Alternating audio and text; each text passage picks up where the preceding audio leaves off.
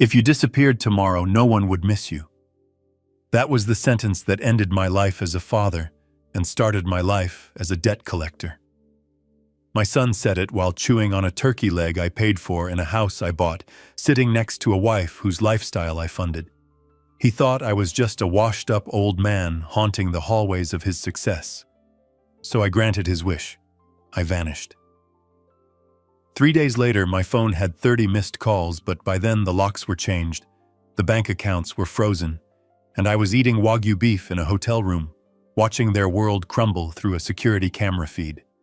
Before I tell you how I systematically dismantled their fake lives, hit that like button and subscribe if you have ever been the only adult in a room full of children. I am Bernard Kowalski, 73 years old, and I spent 50 years building skyscrapers in Chicago. I know how to pour concrete so it lasts 100 years, and I know how to spot a crack in the foundation before the whole building comes down. I just never thought the crack in my foundation would be my own son. It was Thanksgiving evening in Lake Forest, Illinois. The wind outside was howling off Lake Michigan, dropping the temperature to 2 degrees, but inside the sprawling Georgian-style mansion, the air was stiflingly hot. I sat at the head of the mahogany table. It was a table I had commissioned from a craftsman in Poland 20 years ago, a piece of history that my daughter-in-law Tiffany had covered with a cheap sequined runner because she said the wood looked too old-fashioned. Tiffany was 35 years old and described herself as a lifestyle influencer, which as far as I could tell meant she took photos of food she did not cook and clothes she did not pay for. She was currently holding her phone up high, finding the perfect lighting for her Instagram story. "Move over, Bernie. You are ruining the aesthetic," she hissed without looking at me. She never called me Dad or Mr. Kowalski anymore, just Bernie like I was the gardener.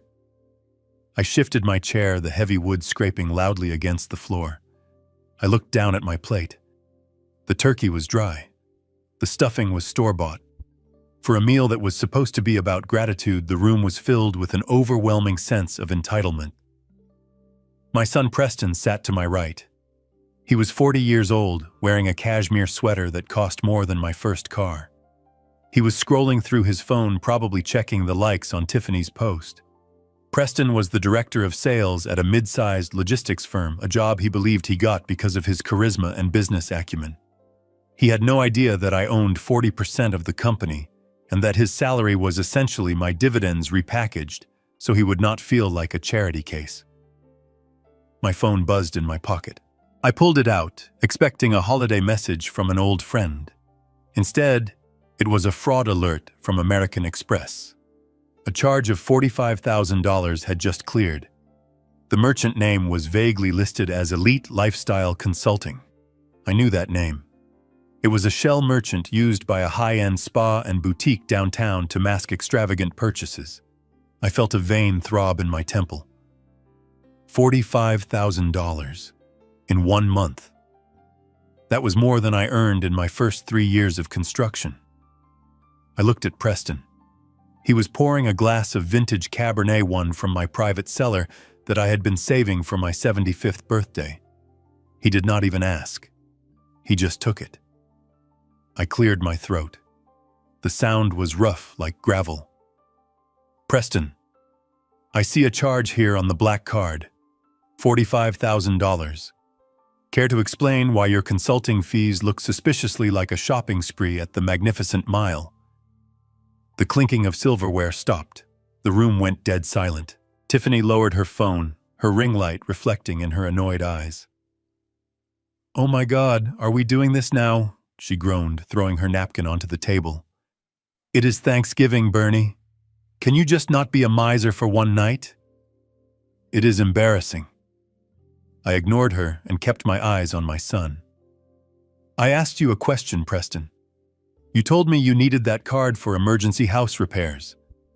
Since when is a handbag an emergency?" Preston slammed his wine glass down. Red wine sloshed over the rim, staining the white tablecloth like blood. "Dad, stop. Just stop. You are always watching, always counting every single penny. It is exhausting. You have millions sitting in the bank doing nothing, literally rotting away in accounts. We are trying to build a life here. We are building a brand. Tiffany needs to maintain a certain image for her career. You would not understand because you still think like a poor immigrant contractor. I understood plenty. I understood that I was looking at a man who had never calloused his hands a day in his life. I understood that I had created a monster by trying to give him the childhood I never had. I stood up. My knees popped a reminder of the years I spent carrying lumber and laying brick. I am cutting the card, Preston, and I am auditing the last year of expenses. This ends tonight. That was the moment the atmosphere shifted from tense to dangerous. Preston stood up too.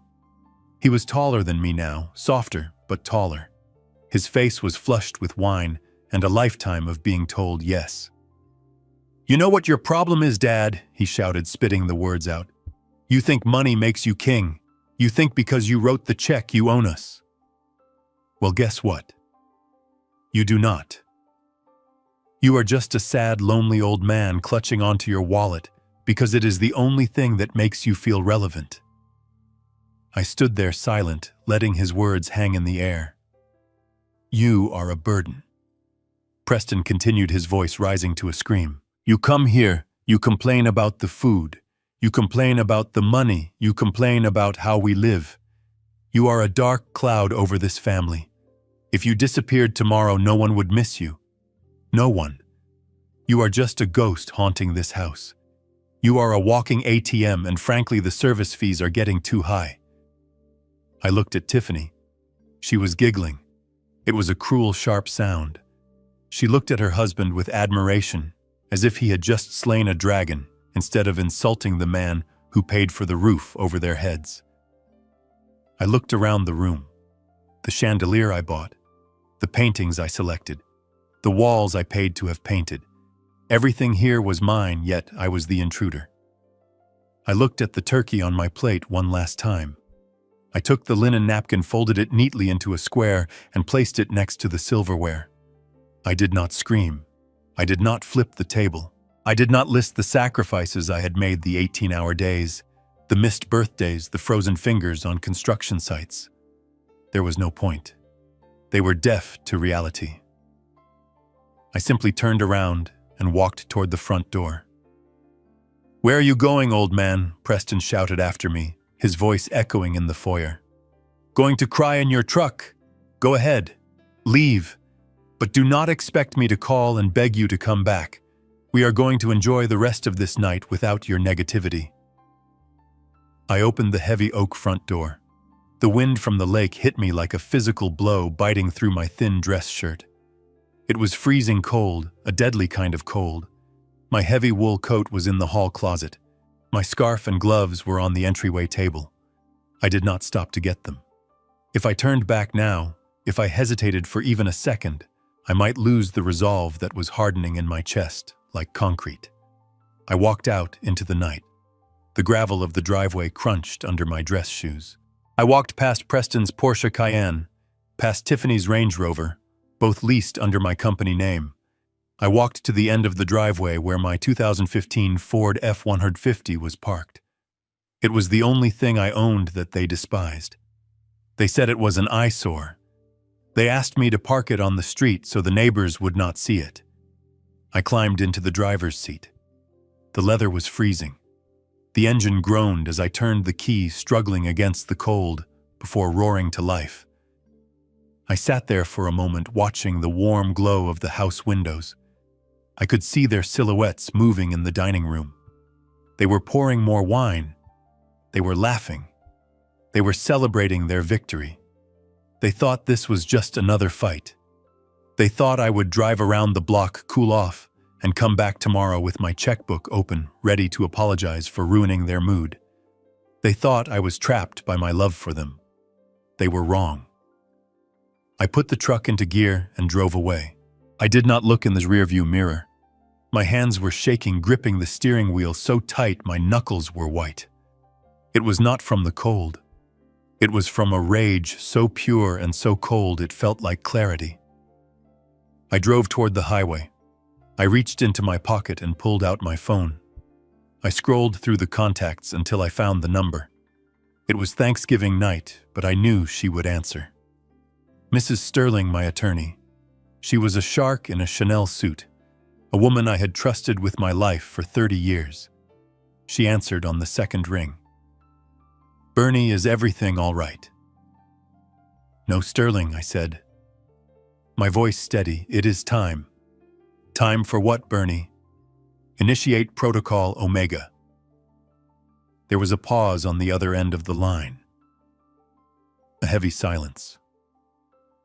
We had drafted Protocol Omega 5 years ago after my wife passed away. It was a nuclear option, a contingency plan designed for a worst-case scenario where I needed to liquidate and sever ties immediately. We used to joke about it, calling it the doomsday button. Bernie, are you sure? Sterling asked, her voice losing its professional edge. Once I start this, there is no undo button. The assets will be frozen. The cards will be canceled. The access codes will be wiped. It is a scorched earth policy. I looked at the road ahead of me, illuminated by my headlights. I thought about the $45,000 charge. I thought about the laughter at the table. I thought about my son telling me I was a ghost. I am sure, I said. Cut everything. The credit cards, the bank accounts, the utility autopay, the company access, everything. Right now. I want them to wake up tomorrow in a world where I do not exist. Consider it done, Sterling said. Where will you be? I am checking into the Ritz-Carlton downtown. Book me the penthouse suite. And Sterling, hire private security. I do not want anyone to know I am there. Understood. I will call the bank now. Goodbye, Bernie. I hung up the phone and tossed it onto the passenger seat. I merged onto the interstate, heading toward the Chicago skyline glowing in the distance. I turned on the radio to drown out the silence. My son wanted me to disappear. He wanted a world where he was the man of the house, where his success was his own, where I was just a memory. Well, Preston, you are about to find out exactly how expensive it is to be a man. You wanted me gone, so I am gone. And I am taking every single dollar with me. 3 days of silence is a long time when you are accustomed to noise. For 3 days, I sat in the penthouse suite of the Ritz-Carlton, watching the snow fall over Chicago. I ordered room service. I drank expensive wine. I slept in a bed that did not feel like a coffin. And I watched them. I had installed the security system in the Lake Forest house myself 5 years ago. It was top of the line. High-definition cameras in the common areas, motion sensors on the windows, and a direct feed that I could access from my iPad. For the first 2 days, they were confused but arrogant. I watched them on the screen. They paced around the living room. They checked the driveway, waiting for my truck to reappear. They thought I was staying at a motel down the road, cooling off. They thought I was punishing them with my absence, but that I would return the moment I got lonely. They ate the leftovers from Thanksgiving. They drank the wine I left behind. They laughed about my temper tantrum. But today was Monday. Monday meant reality. And reality is expensive. I sat in the velvet armchair by the window, the iPad propped up on my knees. I was not watching the house feed anymore. I was watching the transaction alerts on my banking app, or rather, the decline alerts. It started at 11 in the morning. Tiffany decided she needed retail therapy to cope with the stress of her father-in-law walking out. She drove the Range Rover down to the Magnificent Mile. I knew exactly where she was going. Chanel. It was her sanctuary. I imagined the scene as clearly as if I were standing next to her. She would walk in with her chin held high, her designer sunglasses perched on her head, expecting the staff to fawn over her. She was a VIP client after all. Or at least she was a VIP client when I was paying the bill. I saw the alert pop up on my screen. Attempted charge. $12,400. Merchant Chanel Boutique. Status declined. Reason card, reported stolen. I took a sip of my wine. It was a 2010 Bordeaux, smooth and heavy. I savored the taste while I pictured what was happening inside that store. Tiffany would be confused at first. She would laugh that nervous little laugh she did when things did not go her way. She would tell the sales associate to try again. She would say it must be a chip error. She would tap her manicured nails on the glass counter, impatient and entitled. The associate would try again. Declined. Code 10. That is the code that tells the merchant to call the bank, and the bank would tell them to confiscate the card. I could see the security guard stepping forward, a large man in a dark suit. He would ask for the card. Tiffany would protest.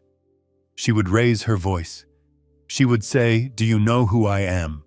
She would scream that her father-in-law is Bernard Kowalski. But the guard would not care. He would take the black titanium card, the symbol of her status, the key to her fake life, and he would take a pair of heavy scissors from behind the counter. Snip. Just like that, she was nobody. She was just another woman with expensive taste and no means to pay for it. She would be standing there, surrounded by the things she coveted, with the eyes of other shoppers burning into her back. The humiliation would be absolute. She would have to walk out of that store empty-handed. No bag, no receipt, just the burning shame of rejection. She called Preston immediately. I saw the call come through on the phone logs. She would be screaming, crying, demanding he fix it. She would tell him to call me. But she did not know that Preston was having a bad morning too. I switched the view on my iPad to the GPS tracker on the Porsche Cayenne.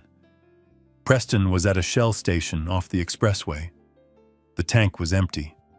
He always let it get to empty because he assumed he could just fill it up without thinking. I saw the transaction attempt. $98. Premium fuel. Status declined. Preston was standing at the pump, the cold wind whipping his coat. The nozzle would not dispense. The screen would flash that hateful message. See cashier. He would have to walk inside. He would have to stand in line behind people buying lottery tickets and cigarettes. He would have to face the clerk, a tired kid, making minimum wage, and explain that his card was not working. He would try another card. The Visa. Declined. The MasterCard. Declined. I had frozen them all.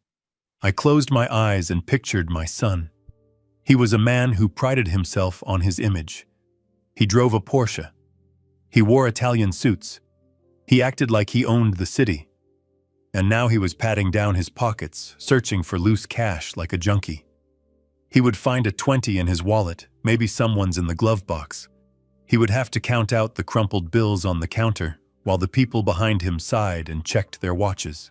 He would have to go back out to his $100,000 car and pump $23 worth of gas. Just enough to get home. Just enough to run away. My phone on the table began to buzz. It was Preston. I let it ring. It stopped.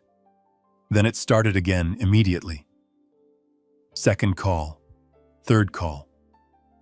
I watched the screen light up with his name. My son.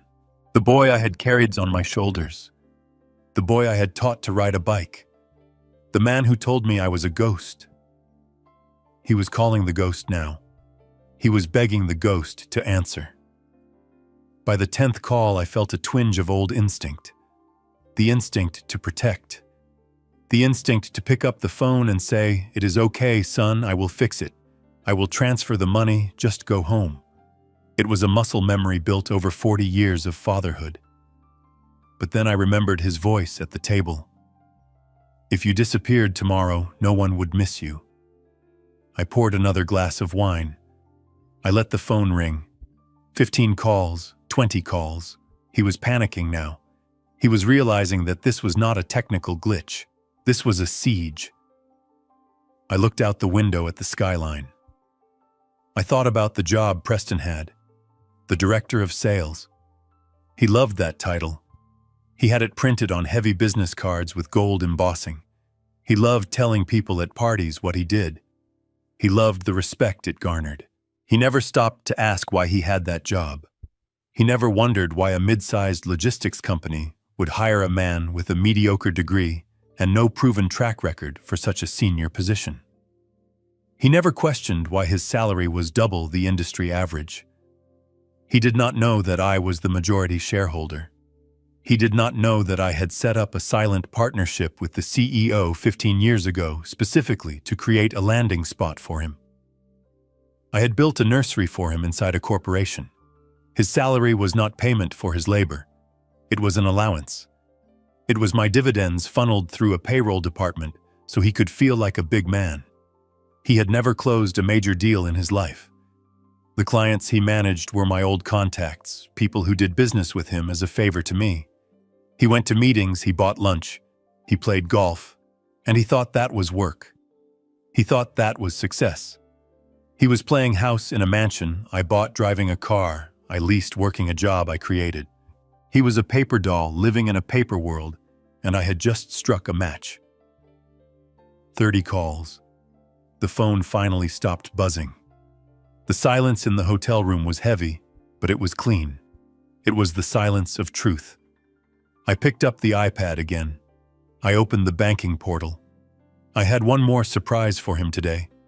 A little reality check to end his afternoon. The joint checking account he shared with Tiffany was set up with a substantial overdraft protection.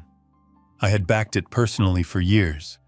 Whenever they spent more than they had, which was every single month, the bank would automatically cover it, drawing from my line of credit. They never even noticed. They just swiped and swiped, assuming the well was bottomless.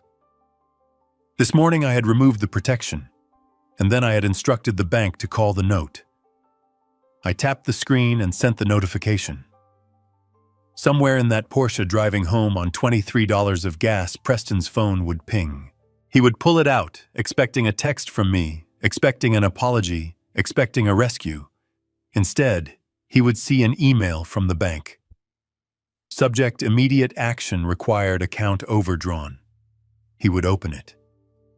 He would see the red numbers. They had spent $80,000 more than was in the account this month alone. The renovation on the guest bathroom, the deposit for the vacation in Aspen, the new furniture for the patio. The email would be polite but firm. You are overdrawn by $80,412.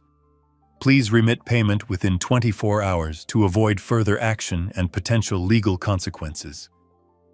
$80,000. He did not have $80,000.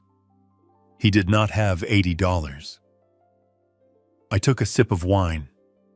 The sun was setting over the city, casting long shadows across the lake. The game had officially begun. He had wanted me to disappear. I had granted his wish. But he forgot that when the sun disappears, it gets very cold and very dark. I watched the security feed on the iPad. The Porsche pulled into the driveway. Preston got out. He slammed the car door. He looked disheveled. He looked terrified. He walked to the front door and fumbled with his keys. He did not know it yet, but those keys were about to become useless too. I watched him enter the house that he thought was his. I watched him turn on the lights that he thought he paid for. I raised my glass to the screen. Welcome to the real-world sun. I hope you survive it. Monday morning arrived with the brutal gray light of a Chicago winter. From my vantage point in the penthouse suite, I watched the city below wake up. The streets were gridlocked with people rushing to jobs they hated to pay for lives they could barely afford. I drank my coffee black and turned my attention to the iPad propped up on the table. I had switched the feed from my home security system to a private server link I had established years ago with the building management of J&L Logistics. I was not just watching my son. I was watching the demolition of a fantasy. Preston pulled his Porsche into the executive parking lot at 8:45. He was late. He was always late. He believed that punctuality was for subordinates, and that his presence was a gift that started the workday whenever he arrived. I could see the stress in his posture, even from the grainy camera angle. He was wearing his favorite Navy suit, the one that cost $3,000, but he looked disheveled. He was a man running on fumes quite literally, given that he had pumped $23 of gas the day before. He walked into the lobby with that familiar swagger, the one he used to mask his insecurities. He approached the turnstiles and pulled out his security badge. He tapped it against the reader with a casual flick of the wrist, expecting the satisfying beep and the green light that had welcomed him for 15 years. Buzz. Red light. Access denied. He frowned. He tapped it again, harder this time. Buzz. Access denied. I saw him look around, annoyed. He probably thought it was a system error, a glitch in the matrix of his perfect life. He walked over to the security desk. The guard on duty was a man named Sam. I had hired Sam myself 10 years ago when he was down on his luck. Sam was loyal to the building, and he knew exactly who signed the real checks. I watched Preston gesture at the turnstile. I could not hear the audio, but I could read his body language. He was demanding to be let in. He was pointing at his chest. He was using the "Do you know who I am" card. Sam did not flinch. He did not press the override button. Instead, he reached under the desk and pulled out a medium-sized cardboard box. It was the box, the universal symbol of corporate death. Preston stared at it. He took a step back as if the box were a bomb. He was shouting now. His face was turning that blotchy red color he inherited from his mother's side of the family. He was making a scene in the lobby of a company where he thought he was a prince. Then the elevator doors opened and Judith walked out. Judith was the HR director. She was a woman of steel who had survived 3 mergers and a hostile takeover. She was also one of the few people who knew the truth about Preston's employment. I zoomed in on the camera feed. Judith walked straight up to him. She did not offer a hand. She did not smile. She held a manila envelope in one hand and pointed to the box with the other. Preston was waving his arms. I could imagine the words spewing from his mouth. I am the director of sales. I am a top performer. My numbers are incredible. You cannot do this. My father will sue this entire building into the ground. Judith waited for him to run out of breath. She was patient. Then she handed him the envelope. He ripped it open. He scanned the paper. His hands started to shake. The document he was reading was a simple disclosure of equity structure. For 15 years, Preston believed he was hired because he was a genius. He believed his $250,000 salary was a reflection of his market value. He believed the company car, the expense account, and the corner office were rewards for his talent. He was wrong. I owned 40% of the preferred shares of J&L Logistics. I had bought them quietly through a shell company a decade and a half ago, specifically to ensure my son had a place to land after he failed out of 2 other startups. His salary was not an operating expense for the company. It was a dividend payout.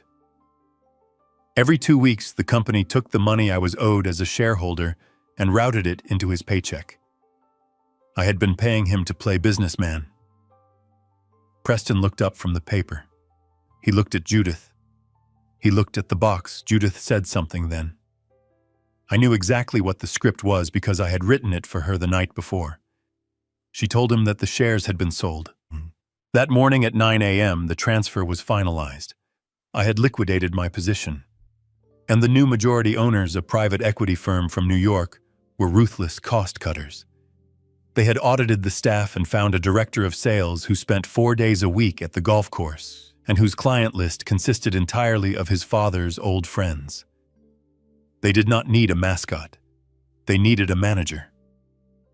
Preston dropped the paper. It fluttered to the marble floor. He looked around the lobby. The receptionists were looking down at their desks. The security guard was staring straight ahead. The people passing through the turnstiles, the real workers, were glancing at him with a mix of pity and indifference. He was realizing that he was naked. He had no job. He had no income. He had no health insurance. He had no status. The Porsche outside was a company lease, and without his employment status, the repo order would be issued within 48 hours. He grabbed the box. He did not pack his office. Judith had done it for him. A stapler, a photo frame, a coffee mug that said "World's Best Boss," which he had bought for himself. That was the sum total of his career. He turned and walked out of the building. The swagger was gone. He walked like an old man, like a man carrying the weight of the world on his shoulders. But it was not the world. It was just the truth. And the truth is heavy when you have never carried it before. I switched the feed back to the GPS tracker on the Porsche. He was sitting in the parking lot. He sat there for 20 minutes. He was probably trying to process the impossible. He was probably waiting for his phone to ring, waiting for me to call and say it was all a cruel joke, a test that he had passed just by enduring it. But my phone lay silent on the table next to my cold coffee. I was not calling. Finally, the engine started. He pulled out of the lot, recklessly cutting off a delivery truck. He was driving fast, too fast. He was heading north back toward Lake Forest. I watched the dot move across the map, and I knew exactly what he was thinking. He was in survival mode. He needed cash. He needed a lifeline. He could not go to Tiffany with empty hands. She was probably still screaming about her cut-up credit card. He needed to bring home a victory, something to prove he was still the provider, still the man. He was heading home to rob me. I knew my son better than he knew himself. He was not creative. When cornered, he reverted to the path of least resistance, and the path of least resistance led directly to my wine cellar. I had been collecting wine for 30 years. The climate-controlled room in the basement of the Lake Forest house held bottles worth more than some cars. There were cases of Petrus Verticals, of Screaming Eagle bottles of Romani Conti that I had bought at auction in the 90s. It was my pride and joy, a collection built not for investment, but for the sheer pleasure of preservation. Preston knew the codes. He knew the value. He had bragged about the cellar to his friends, acting as if he had curated it himself. He was doing the math in his head right now as he wove through traffic on the expressway. If he could sell just 5 or 6 bottles, he could get $20,000, maybe $30,000 cash from a fence or a shady collector. It would cover the overdraft. It would pay the minimums. It would buy him another month of illusion. He thought he was being clever. He thought he was solving the problem. He did not know that the wine cellar was a trap. I picked up the hotel phone and dialed the front desk.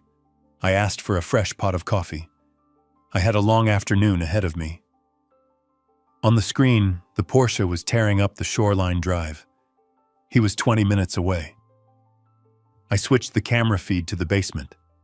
The camera was hidden in the smoke detector housing, giving me a perfect view of the heavy oak door and the rows of racks inside. The cellar was dark and cool. The humidifier hummed softly in the corner. It was a sanctuary. In 20 minutes, a desperate man with a cardboard box full of office supplies was going to break into that sanctuary. He was going to try to liquidate my memories to pay for his mistakes. I watched the screen and waited. I wondered if he would hesitate. I wondered if he would feel a pang of guilt as he reached for the bottles I had saved for special occasions, for his own wedding, for the birth of his child. But as I watched the dot on the map draw closer, I realized I already knew the answer. Guilt requires a conscience, and desperation eats conscience for breakfast. He pulled into the driveway. He did not park in the garage. He parked right by the front door, leaving the engine running. He ran inside, leaving the front door wide open, letting the winter air rush into the house. He was frantic. He threw his suit jacket on the floor.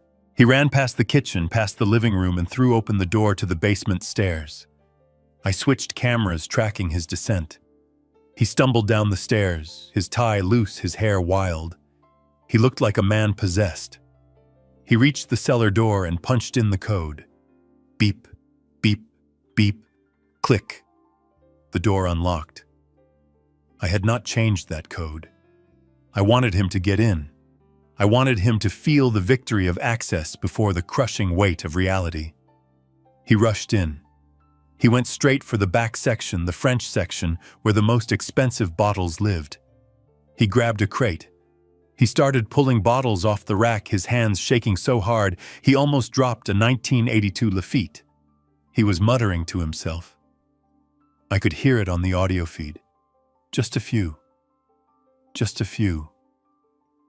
He won't notice. He never comes down here. He won't notice. He was wrong. I noticed everything. He loaded 6 bottles into the crate. He looked at them, calculating their worth.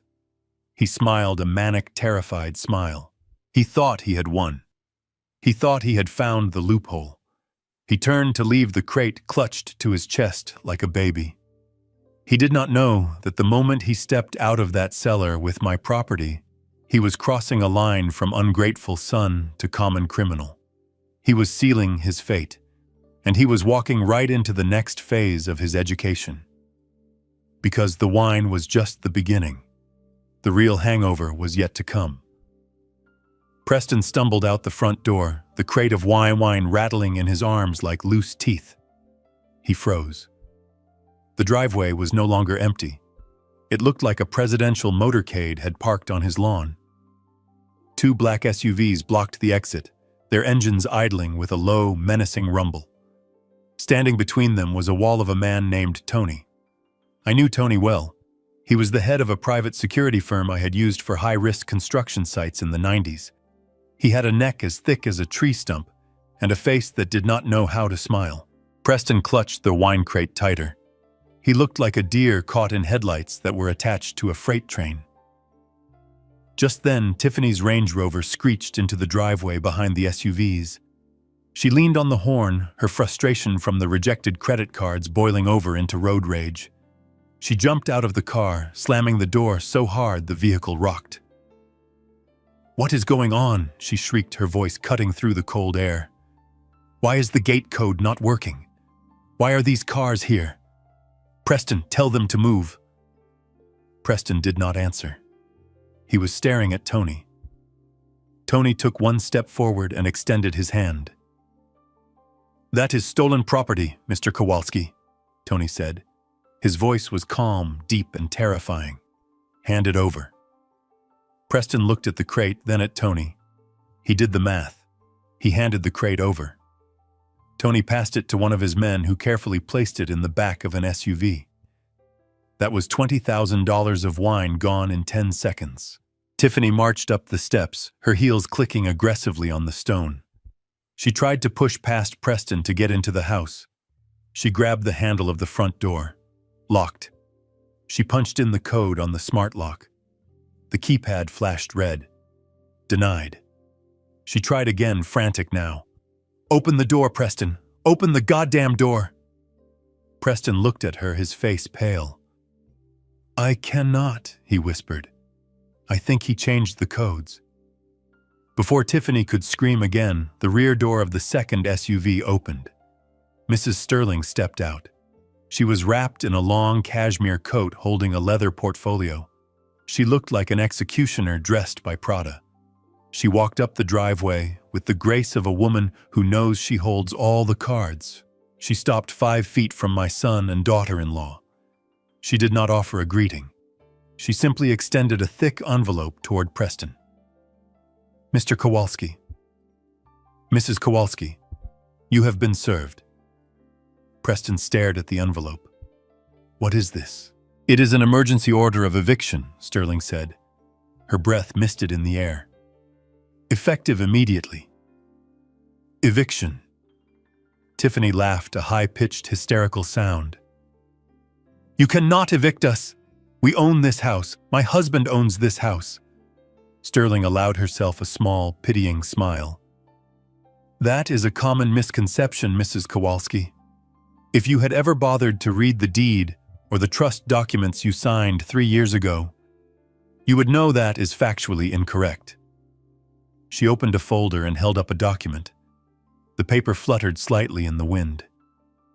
This property is the sole asset of the Kowalski Family Trust, Sterling explained, speaking slowly, as if talking to slow children.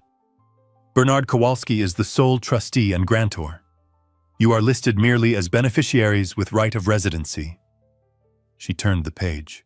However, Clause 7b of the trust agreement clearly states that the right of residency is contingent upon the beneficiaries maintaining a relationship of respect and gratitude toward the grantor. It is what we call a morality clause. Specifically, it states that any act of verbal abuse, financial exploitation, or public disparagement of the grantor results in immediate termination of benefits. Preston looked like he was going to be sick. He remembered the dinner. He remembered what he said. If you disappeared tomorrow, no one would miss you. Sterling continued, her voice relentless. Your comments at the Thanksgiving dinner were recorded and witnessed. They constitute a material breach of Clause 7b. As of 12 o'clock today, the trust has revoked your right of residency. You are trespassing. This is insane, Preston stammered. He is my father. He cannot kick me out of my own home over an argument. He can, and he has, Sterling said, closing the folder. You have exactly 2 hours. 2 hours for what? Tiffany asked, her voice trembling. To remove your personal effects, Sterling said, checking her watch. Tony and his team will supervise. You may take clothing, toiletries, and personal documents. Nothing else. Tiffany's eyes widened. She looked at the house, then back at Sterling. What about my things? My furniture? My art? My bags? Sterling looked at her with eyes like flint. Let us be clear, Mrs. Kowalski. The trust paid for the furniture. The trust paid for the art. The trust paid for the renovations. Therefore, they are assets of the trust. As for your bags, I have a forensic accounting of the credit card statements. Every handbag purchased with the supplemental card provided by Mr. Kowalski remains the property of the account holder. That is Mr. Kowalski. You may take what you paid for with your own personal income. Tiffany stood there, mouth open. She had no personal income. She had not worked a day in the 5 years she had been married to my son. She realized with horror that almost everything she touched, everything she wore, and everything she bragged about belonged to the man she had insulted. You cannot do this, she screamed, lunging toward the door. I am not leaving without my Birkins. Tony stepped in front of the door. He did not touch her. He just occupied the space. He was an immovable object. You have 1 hour and 55 minutes, ma'am, Tony said. I suggest you start packing. We have boxes for you. He gestured to the driveway where his men were unloading a stack of cheap, clear plastic bins. The kind you use to store Christmas decorations in a damp garage. I watched on the iPad as the reality crashed down on them. They were not fighting for their dignity anymore. They were fighting for their underwear. They went inside. Tony followed them. I switched the camera feed to the interior. It was a chaotic ballet of desperation. Preston ran to the master bedroom. He grabbed a suitcase and started throwing suits into it. Tony stood in the doorway, holding a clipboard. Leave the watches, Tony said as Preston reached for his watch box. What Preston spun around. Those were gifts. Purchased with company funds, Tony read from the list. Company property. Leave them. Preston slammed the box down. He grabbed his shoes. Not the Ferragamos, Tony said. Receipt dated June 12th, paid by Bernard Kowalski. Leave them. I watched my son realize that he did not even own the shoes on his feet. He had to dig into the back of the closet to find a pair of old running sneakers he had bought himself years ago. He looked ridiculous in his suit pants and dirty sneakers. In the dressing room, Tiffany was having a meltdown. She was trying to stuff a fur coat into a plastic bin. Mrs. Sterling appeared in the doorway. The coat stays, Tiffany screamed. She actually screamed a primal sound of loss.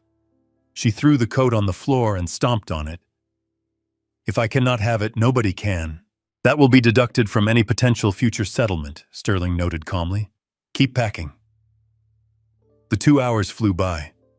I sat in my hotel room finishing the pot of coffee, feeling a cold satisfaction that was better than happiness. I was stripping them down. I was peeling away the layers of entitlement like dead skin. At the 1 hour and 50-minute mark, Tony began moving the bins outside. There were not many. A few bins of clothes, some toiletries, a laptop that Preston managed to prove he bought with a bonus check from 3 years ago. The house looked strangely undisturbed. They had lived there for 3 years, but without their clutter, without their noise, the house seemed to breathe a sigh of relief. It was returning to me. Outside, the winter sun was beginning to set. The streetlights flickered on. I saw movement on the sidewalk. The neighbors. Lake Forest is a small community. Gossip travels faster than light. The sight of black SUVs and security guards had drawn attention. Mrs. Gable from next door was walking her poodle, walking very slowly, her eyes glued to the driveway. Mr. Henderson across the street was pretending to check his mailbox. They were watching. Preston emerged first, dragging 2 plastic bins. He looked broken. His hair was messy, his tie was gone, and he was shivering in his dress shirt because his expensive overcoat had been deemed trust property. Tiffany followed. She was carrying a plastic bin filled with cosmetics and cheap sweatpants. She was wearing a puffer jacket she had found in the mudroom, one of the few things she had actually bought on sale. She was crying, mascara running down her face. They stood on the driveway of the mansion they used to rule, surrounded by clear plastic bins that displayed their meager possessions to the world. Sterling stood by the gate holding a clipboard. "Sign here," she said, pointing to a document. "What is it?" Preston asked, his voice hoarse. "Acknowledgement of vacating the premises and receipt pers. It also confirms that you have surrendered all keys and access codes." Preston signed. He did not even read it. He just wanted it to be over. "Where are we supposed to go?" Tiffany sobbed. "Our cards do not work. We have no gas. We have nowhere to go." Sterling looked at them. For a second, I thought she might offer them a hotel voucher. I had given her discretion to do so if she felt it was necessary. But Sterling was a professional. She knew that rock bottom has to be solid before you can build on it. "There is a Motel 6 off the interstate," she said. "They accept cash. I believe Mr. Kowalski has about $40 in his wallet. That should cover a night." She turned and walked to her car.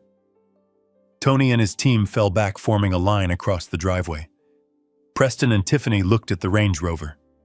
They knew they could not take it. It was leased by the company. They looked at the Porsche, also company property. They had to call a Uber, but their apps were linked to the frozen cards. I watched as Preston pulled out his phone and made a call. He was calling a taxi, an old-fashioned yellow cab. They waited on the curb for 20 minutes in the freezing cold, sitting on their plastic bins. The neighbors watched. The security guards watched. I watched. When the taxi finally arrived, the driver popped the trunk. Preston had to load the bins himself. He struggled with the weight slipping on the icy pavement. Tiffany got in the back seat without helping him. She slammed the door. Preston finished loading the trunk. He stood there for a moment, looking up at the house. He looked at the window of the master bedroom, where he had slept comfortably for years. He looked at the warm light spilling out onto the snow. He looked like a child who had been kicked out of Eden. He got into the taxi. It drove away, its taillights disappearing into the gloom. I put down the iPad. My hands were steady. My heart was calm. I picked up the room service menu. I decided to order the lobster bisque. They were gone. The house was mine. The money was mine. But the lesson was far from over, because stripping them of their luxury was just the demolition phase. Now that they were out on the street, exposed and vulnerable, they were about to find out that the world is a very dangerous place for people who have forgotten how to survive. And Preston had a secret he had kept hidden in the basement. A secret that was about to wake up and come looking for him. I picked up my phone and dialed Tony. "Secure the house," I said. "And Tony, go check the basement again. I want to know exactly what is in that safe you found behind the wine rack. I have a feeling my son left something behind that is worth more than money." The Motel 6 off Interstate 94 was a place where dreams went to die. The neon sign outside room 104 flickered with a persistent buzzing sound that drove into the skull like a rusty nail. Inside the room, the air smelled of stale cigarette smoke and industrial cleaner, a scent that clung to the cheap polyester bedspread. Preston sat on the edge of the mattress, staring at the carpet. It was stained with something dark and sticky. He was holding a can of lukewarm beer he had bought from the vending machine down the hall. Tiffany was pacing the small space between the bed and the television. She was wearing the same sweatpants she had left the mansion in. Her hair was pulled back in a messy bun, and her face was stripped of makeup, revealing the raw panic underneath. "We have $40 left, Preston," she said, her voice tight. $40? That is not even enough for breakfast. We need a plan. We need money. We need to get back into the house." Preston crushed the beer can in his hand. "He cannot just do this. There are laws. There are rights. There are... He pulled out his phone. He had been searching for lawyers for the last 3 hours. The high-powered firms in the city, the ones he used to play golf with, would not take his call. They knew who Bernard Kowalski was, and they knew better than to cross him. So Preston had to lower his standards, significantly. He dialed a number from a billboard he had seen on the highway. The law offices of Saul Goodman-style strip mall attorneys. A man answered on the second ring, his voice raspy and eager. "This is Preston Kowalski," Preston said, trying to sound like the executive he used to be. "I have a situation involving a substantial estate and an elderly parent who is acting erratically."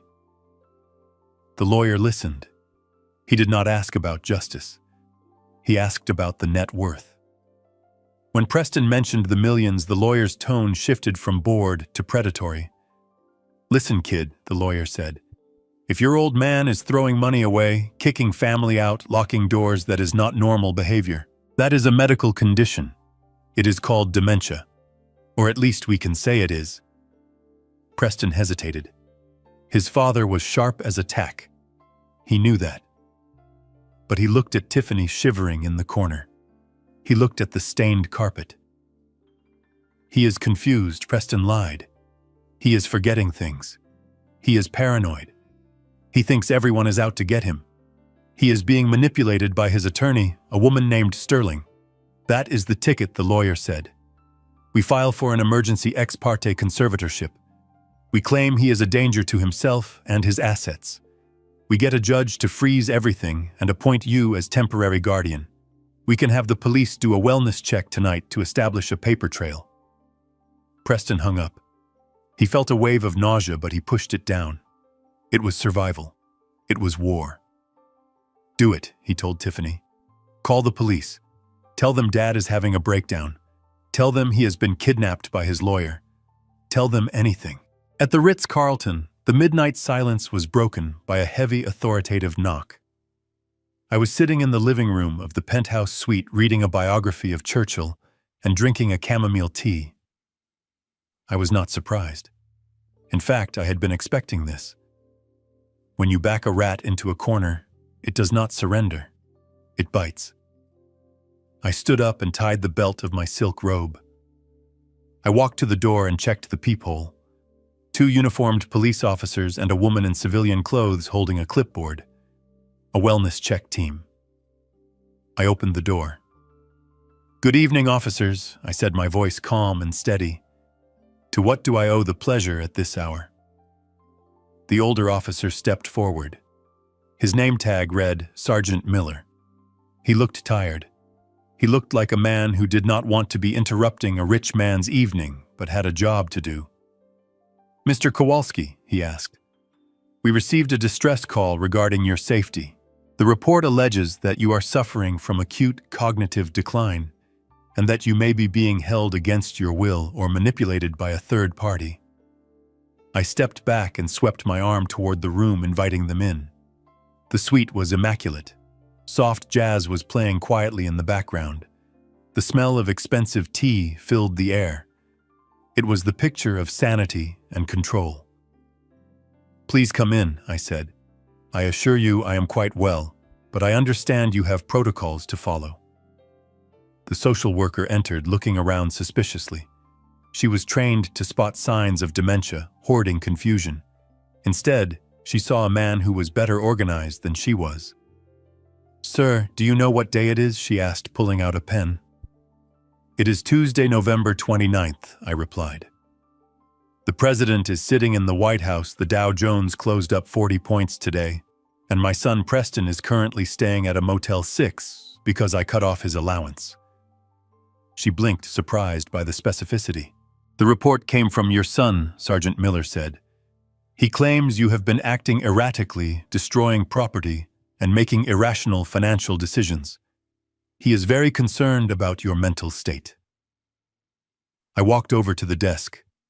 On it sat a neat stack of file folders. I picked up the top one. "Gentlemen and madam," I anticipated this moment. "My son is a desperate man, and desperate men project their own chaos onto others." I handed the folder to the social worker. "That is a certificate of mental competency dated this morning," I said. After I left my house, I went straight to Dr. Aris, one of the leading neurologists in Chicago. I underwent a full cognitive evaluation. As you can see, I scored 30 out of 30 on the mini mental state examination. My faculties are not only intact, they are functioning at a higher level than my son's. She scanned the document. It was stamped, signed, and irrefutable. But the financial decisions Miller pressed. "He said you liquidated assets and evicted them without cause. That sounds extreme." I picked up the second item on the desk. It was an iPad connected to a small speaker. "Extreme is a matter of perspective, Sergeant. Would you like to hear why I evicted them?" I pressed play. The audio from the Thanksgiving dinner filled the room. The quality was crystal clear. "If you disappeared tomorrow, no one would miss you. No one. You are just a ghost haunting this house. You are a walking ATM." The officers listened. Their faces hardened.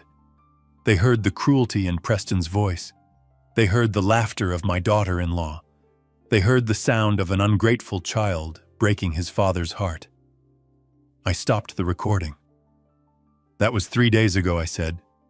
"Does that sound like a loving son concerned about his father's health? Or does it sound like a parasite angry that the host has stopped feeding him?" Sergeant Miller shifted his weight. He looked uncomfortable.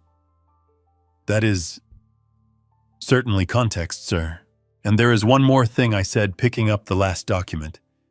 "This is a real-time transaction log of the credit card my daughter-in-law holds. It is a supplementary card on my account." I handed it to Miller. "Look at the timestamps. The report you received about my mental breakdown was filed at 11:45 p.m. tonight." "Correct."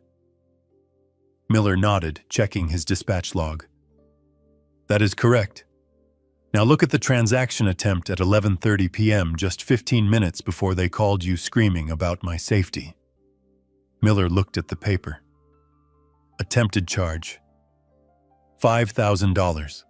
Sephora online store." "She was trying to buy cosmetics," I said, my voice cold. "While they were supposedly terrified that I was demented and in danger. Tiffany was trying to order luxury face cream. When the charge was declined, they called the police. This is not a wellness check, Sergeant. This is a tantrum." The social worker closed her folder. She looked at me with a mixture of respect and apology. "Mr. Kowalski, I apologize for the intrusion," she said. "It appears we have been given false information. You are clearly not in need of protective services." Sergeant Miller was writing in his notebook. He was writing furiously. "This is a misuse of police resources," Sir Miller said. "Filing a false report to manipulate a civil dispute is a crime. We will be having a very serious conversation with your son. I walked them to the door. Please do, I said, and tell him that if he tries to play the medical card again, I will sue him for defamation. Good night, officers. I closed the door and locked it. I leaned against the heavy wood and let out a long breath. It was a gamble, but it had paid off.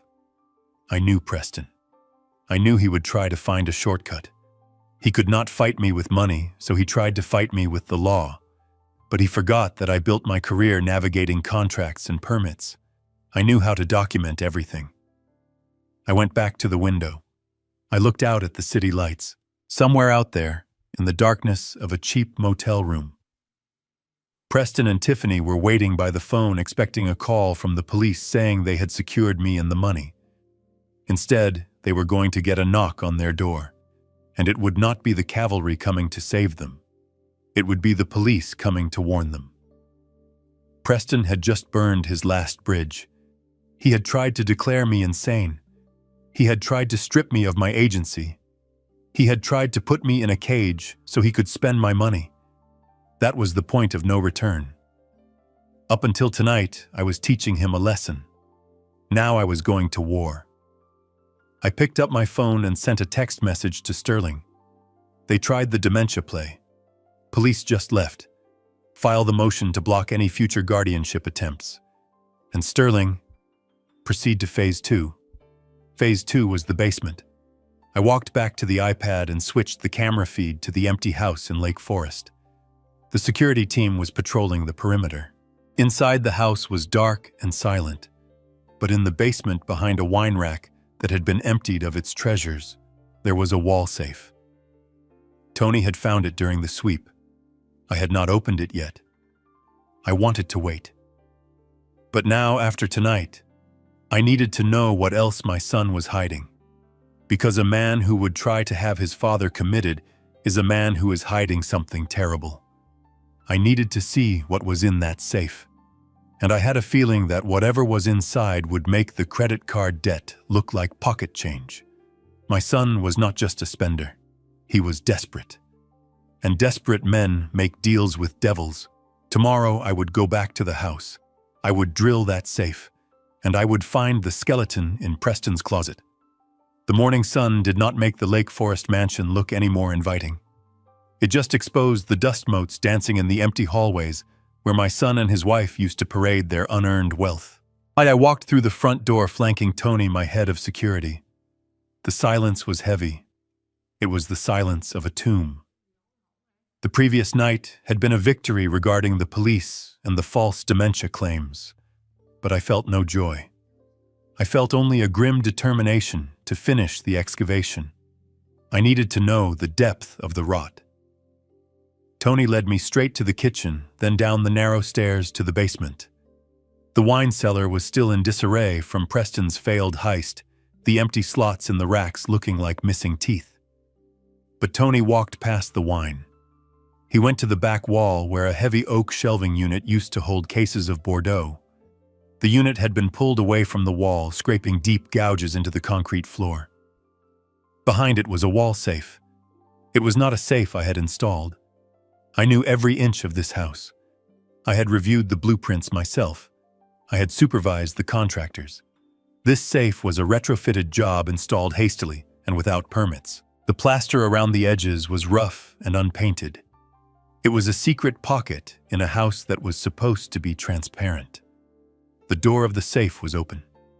The lock had not been picked, it had been drilled out. Tony had done his work efficiently before I arrived. "It is empty, Mr. Kowalski," Tony said, his voice low. "Well, almost empty. No cash, no jewelry, just paper." He handed me a stack of documents. They were kept in a blue plastic folder, the kind you buy at a drugstore for $1. I took them, my hands feeling the cold slickness of the plastic. I walked over to the workbench in the corner of the basement and turned on the overhead light. I began to read. And with every page, the temperature in the room seemed to drop 10 degrees. These were not bank statements. These were promissory notes. But they were not from Chase or Wells Fargo. They were from entities with names like North Star Holdings and Varkov Capital. I knew these names. In the construction business in Chicago, you hear things. You know which names appear on legitimate contracts and which names appear on police reports. These were loan shark operations thinly veiled as private equity. I looked at the numbers. They were staggering. 50,000, 100,000, 200,000. The dates went back 18 months. It started small, probably gambling debts or lifestyle maintenance. But then the amounts spiked. I saw notes referencing margin calls on cryptocurrency platforms. Preston had bought into the hype. He had bet the farm on digital coins that had crashed and burned, and when he lost, he did not stop. He doubled down. He borrowed to cover the losses, and then he borrowed to cover the interest. The total principal amount was $512,000, $500,000. My son had blown $500,000 on invisible money and bad bets. But that was not the part that made my blood run cold. The part that stopped my heart was the collateral section on the final, largest loan document. Collateral property located at 1422 Lake Shore Drive, Lake Forest, Illinois. My house. The house held in my trust. I flipped to the signature page. There it was. Bernard Kowalski. It was my name. But it was not my hand. The slant was wrong. The loop on the K was too tight. It was a forgery. A good one, but a forgery nonetheless. Preston had signed my name. He had posed as me or claimed he had power of attorney. He had convinced these criminals that he had the authority to leverage the property. He had handed them the deed to a house he did not own to secure cash that he immediately lost. I looked at the date on the final loan. It was dated 3 weeks ago. That was why he was so desperate at Thanksgiving. That was why he exploded when I cut him off. He was not just worried about paying for dinner. He was worried about making the VIG, the weekly interest payment, that kept his kneecaps intact. He was drowning. And in his panic, he had decided to use me as his life raft without my permission. This changes everything, Tony said, reading my expression. This is a felony. Several felonies. Fraud. Forgery. Grand larceny. I nodded slowly. It was worse than that. He had involved organized crime. These people do not sue you when you default. They do not send collection letters. They send messages. And since Preston was currently hiding in a motel room with his phone likely turned off or changed, those messages were going to be delivered to the address on the contract. My address. Or rather, me. I gathered the papers and put them back in the folder. I felt a strange sense of detachment. The shock had burned away, leaving only cold logic. My son had sold me out. He had placed a target on my back to save his own skin. He figured that if the sharks came for the house, I would just pay them off to avoid the scandal. He banked on my pride being stronger than my principles. He was wrong. "Let us go, Tony," I said. "We are done here." We drove back to the city. I was in my F-150, Tony following in the SUV. The winter sky was dark and heavy with the threat of more snow. I kept checking my rearview mirror. I was not just looking for traffic. I was looking for tails. I drove to the Ritz-Carlton. I pulled up to the valet stand. The hotel was a fortress of luxury, a place where the problems of the street were supposed to be kept at bay by doormen in uniforms and thick glass doors. I got out of the truck. I handed the keys to the valet, a young man named Eric, who always treated the old Ford with respect. "Mr. Kowalski, good to see you," Eric said, smiling. Before I could answer, a black sedan screeched around the corner.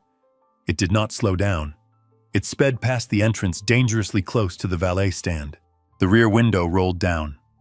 I saw a flash of movement, an arm extending. "Watch out," I shouted, shoving Eric to the side. A stream of thick red liquid erupted from the car. It splashed across the side of my white truck, covering the door and the fender in a violent crimson arc. It splattered onto the pavement, looking for all the world like a crime scene. Paint. It was red oil-based paint. The sedan peeled away tires squealing, disappearing into the Chicago traffic before security could even react. Eric was on the ground, shaking. I helped him up. He was unhurt, but terrified. I looked at my truck. The red paint dripped slowly down the metal, pooling on the concrete. It was a mark, a brand. It was a message that said, "We know where you are." Tony was by my side in seconds, his gun half drawn beneath his jacket. "Get inside, Mr. Kowalski, now." We went into the lobby. The hotel manager was already rushing over, apologetic and horrified. I waved him off. "It is fine," I said calmly. "Just get the truck cleaned, and bill me for the cleanup of the driveway." I went up to the penthouse. My hands were steady, but my mind was racing. They had found me. They knew I was not at the house. That meant they were watching. I entered the suite. Tony did a sweep of the room, checking the windows. "Clear," he said. "But sir, we need to move you. This location is compromised." "No," I said. "I am not running. That is what Preston does. I stay." I walked to the window to close the heavy drapes. As I reached for the cord, a dark shape blurred through the air outside. Crash. The double-paned glass of the balcony door shattered. A heavy object smashed through the outer pane, then the inner pane, sending a shower of safety glass raining onto the Persian rug. The cold wind rushed in instantly, howling through the breach. Tony tackled me to the ground, covering my body with his. We lay there for a moment, amidst the shards, waiting for a second shot or an explosion. Nothing happened, just the wind. "Clear," Tony yelled into his radio. "Breach in the penthouse." He helped me up. I brushed the glass from my robe. I walked over to the object that had broken the window. It was a brick, a standard red construction brick wrapped in duct tape. There was a piece of paper taped to it. I picked it up. The note was short, written in black marker. Block letters. Pay or bleed. The son signed, but the father pays. 24 hours. I stared at the note. Most men of 73 would be having a heart attack right now. Most men would be dialing 911, begging for police protection, weeping into the phone. But as I looked at the crude threat, a strange sensation washed over me. The corner of my mouth twitched. Then it curled upward. I was smiling. Tony looked at me concerned. "Mr. Kowalski, are you all right? Do you want me to call the precinct?" "No, Tony," I said, my voice surprisingly light. "Do not call the police." "Why, sir? This is a death threat." "Because this," I held up, "the brick is not a threat, Tony. This is leverage." I walked over to the desk, avoiding the glass. I placed the brick next to the folder of loan documents we had found in the basement. Preston thinks he is hiding. He thinks he can wait this out in a motel while I deal with the mess he created. He thinks these animals will scare me into paying his debt just to make them go away. He thinks I will write a check for $500,000 to save the family name. But Preston forgot who raised him. He forgot that before I wore suits, I wore work boots. He forgot that I dealt with unions and mobsters in the 70s when Chicago was a very different city. He had handed me a loaded gun, thinking I would shoot myself.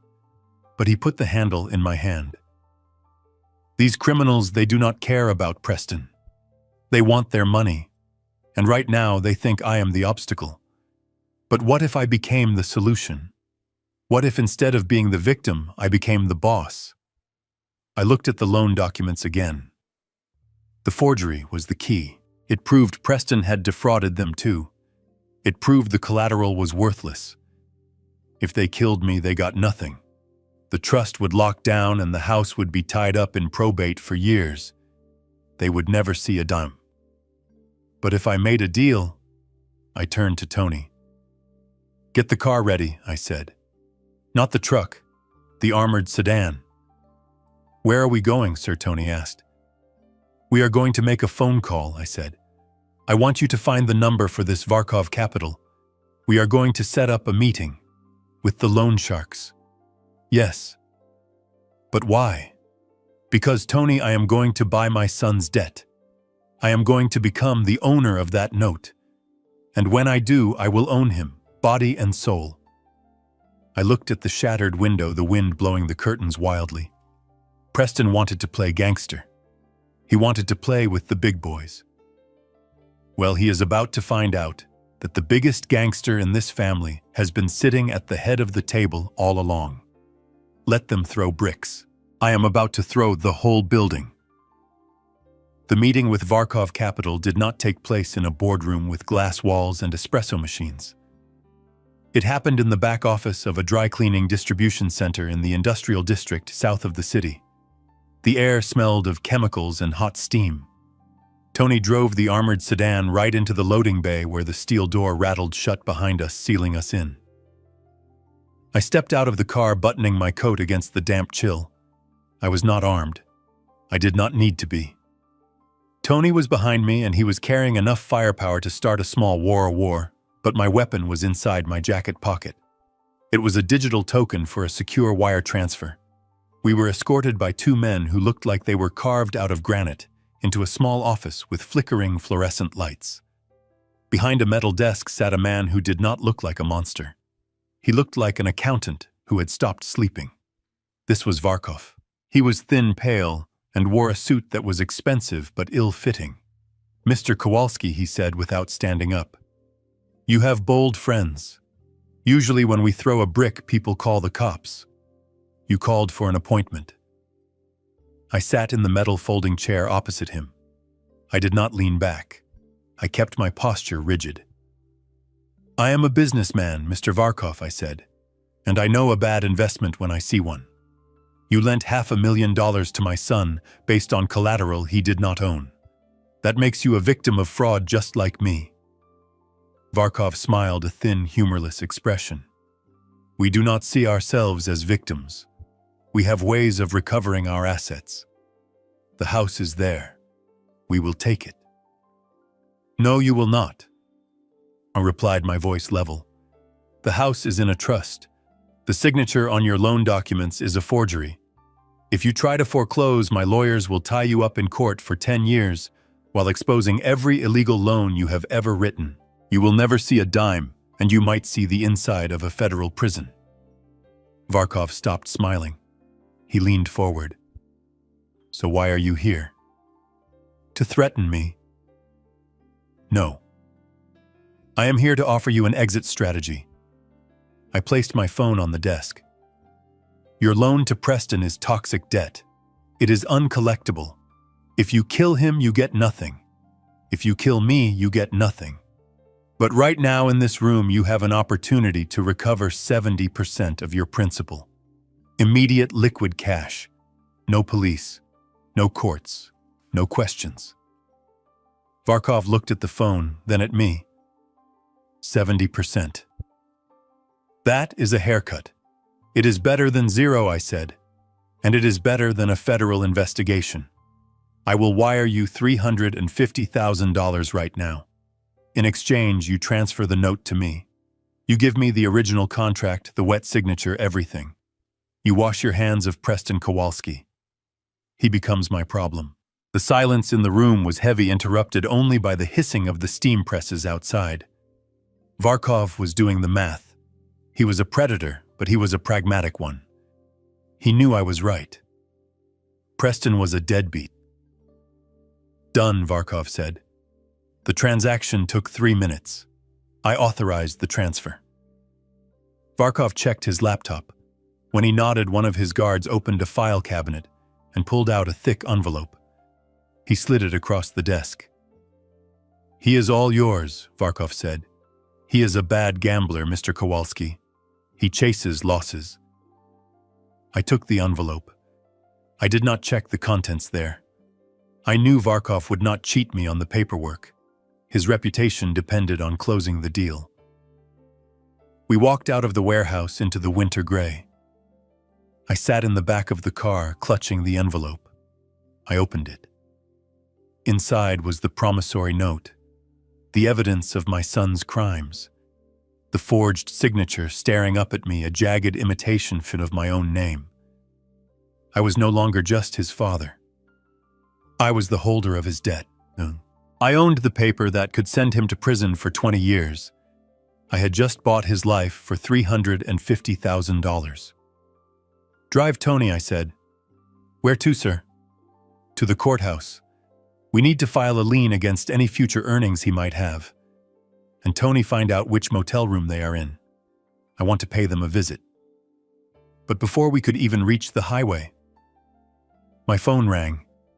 The screen displayed a number I did not recognize. I answered it. "Hello, Dad." It was Preston. His voice was different. It wasn't the arrogant tone from Thanksgiving. It wasn't the panicked tone from the eviction. It was manic. It was the sound of a man who had snapped. "Preston," I said calmly, "I have some news for you. I just had a meeting with your friends at Varkov Capital. I know," he interrupted me, his voice high and fast. "I know you bought the debt. They texted me. They said I owe you now. Congratulations, Dad. You think you won. You think you have me in a corner. I do not think, Preston. I know. You committed forgery. I hold the note. Surrender yourself and we can discuss terms." "Terms?" Preston laughed. A jagged, broken sound. "No more terms. You took my house, you took my job, you took my car, you embarrassed me in front of the whole city. You want to play hardball. Fine, let us play." "Preston, stop this. Where are you?" "I am not at the motel anymore, Dad. And I am not alone." A chill went down my spine that had nothing to do with the winter air. "What do you mean?" "Ask your grandson." The blood drained from my face. My hand gripped the phone so hard the plastic creaked. Leo, my 10-year-old grandson, the only innocent thing in this entire rotten equation. "Put him on the phone, Preston. Now." There was a rustling sound, then a small, terrified voice. "Grandpa, Leo." The sound of his voice hit me harder than the brick through the window. "Leo, are you okay? Where are you?" "I do not know, Grandpa. Daddy picked me up from school early. He said we were going on an adventure, but he is driving really fast, and he is yelling at the phone. I want to go home. Listen to me, Leo. Everything is going to be fun. Grandpa is going to fix it. Just be brave, okay?" "Daddy says you are the bad guy," Leo sobbed. "He says you stole our house. He says you want to hurt us. Why are you doing this, Grandpa?" The pain was physical, a sharp, twisting knife in my gut. My son was using my grandson as a human shield. He was poisoning the boy's mind, turning his love into a weapon. "Leo, I love you. Do not believe that. I love you more than anything." "Give me the phone," Preston snatched it back. "You hear that, Dad? He is scared of you. And he should be. Because you are the reason we are running." "What do you want, Preston?" I asked, my voice deadly quiet. "I want my life back, but since I cannot have that, I want a settlement. A real one. Not your charity. I want $1 million. Cash. Transferred to an offshore account I will provide. You are kidnapping your own son, Preston. This is not a negotiation. This is a federal crime." "It is a custodial dispute," Preston corrected. "I am his father. I have legal custody. I can take him wherever I want. But if you want to see him again, if you want to save him from a life on the run with a desperate man, you will pay $1 million. Or what? Or we disappear. For real this time. We go to Mexico. We go to South America. And while we are there, I will tell him every day how his grandfather destroyed his family. I will make sure he grows up hating the sound of your name. I will raise him to be everything you despise. You are sick, Preston. You need help. I need money, Dad. $1 million. You have 24 hours. If I see cops, if I see Tony, if I see anyone other than you with a bag of cash, Leo and I vanish. And the next time you see him, he will be 30 years old and spitting on your grave." He hung up. I sat there in the armored car, the silence ringing in my ears. I felt old, older than 73. I felt ancient. Tony was watching me in the rearview mirror. His face was pale. He had heard enough to know it was bad. "What is the play?" Sir Tony asked softly. "Do we call the FBI?" "Kidnapping across state lines." I raised a hand to stop him. "If we call the FBI, they will surround him. Preston is unstable. He is manic. If he sees blue lights, if he feels trapped, he might do something stupid. He might crash the car. He might hurt himself. He might hurt Leo by accident. I could not risk that. Leo was my blood. He was the future. Preston was a lost cause, but Leo was salvageable. "No police," I said. "Not yet." I looked out the window. The city was passing by, a blur sosh of gray and steel. I thought about the little boy who used to sit on my lap and ask me how cranes worked. I thought about the fishing trips, the ice cream cones. My son had taken the one thing I could not buy. He had found the chink in the armor. He wanted $1 million. He thought that would solve his problems. He thought that would buy him freedom. He did not understand that he had just signed his own death warrant. Not physically, I would not kill my son.